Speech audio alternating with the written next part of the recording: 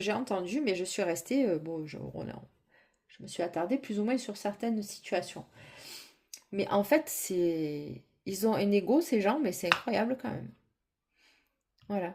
N'oubliez pas, votre futur, à votre dating, vous allez pas, votre compagnon en face, enfin votre rencontre, vous fait passer des tests, il faut faire comme ci, il faut être comme ci, il faut être comme ça. Non mais attends. Et en fait, c'est des gens qui vous donnent des conseils par rapport à leur propre, à leur propre façon de voir en fait. C'est pas ignoble ça? Donc voilà, attends, ne cherche pas de réponse à votre mental, non, c'est pas pour ça que je te dis ça. C'est pour ça. En montrant une fausse image de vous, vous vous éloignez de votre véritable être. Mais bien sûr, ça sert à rien de porter un masque quand vous commencez à rencontrer quelqu'un. De toute façon, à un moment donné, le masque qui tombe, vous pouvez pas tenir une posture toujours, d'être toujours nickel tout le temps, tout contrôler. Voilà. C'est que ça en fait. Et je vous assure, vous voyez de ces choses. Enfin, franchement, il y en a un, il disait, ben moi, avec ma copine, attends, ils étaient en relation quand même. Je lui ai fait passer un test. Et c'est le coach en amour qui te dit ça.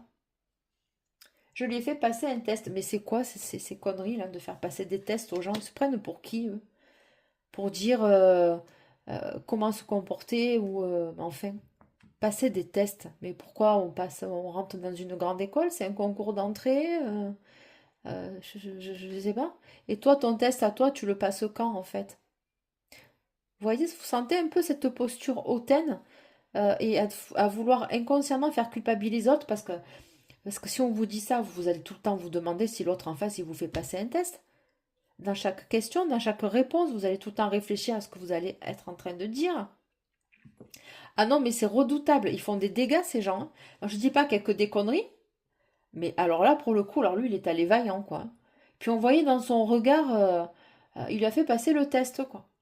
Et en plus, il te le dit, elle l'a loupé. Non, mais tu descends de ton nuage, quoi.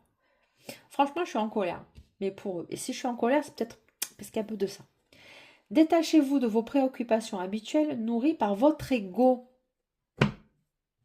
Voilà. C'est quoi? Vous allez à vos rendez-vous comme vous êtes. Vous n'avez pas besoin de porter de masque. Si, ben, voilà, ben, tu as envie de porter t'as pas envie de porter des talons à ton premier rendez-vous parce que ben, tu le fais pas, quoi. Tu comprends? Fais-le en fonction de de ton état d'esprit du moment, hein. Et la personne, elle va aimer vos maladresses aussi. Ça fait partie de vous. Allez, choix 2. Choix 3, pardon.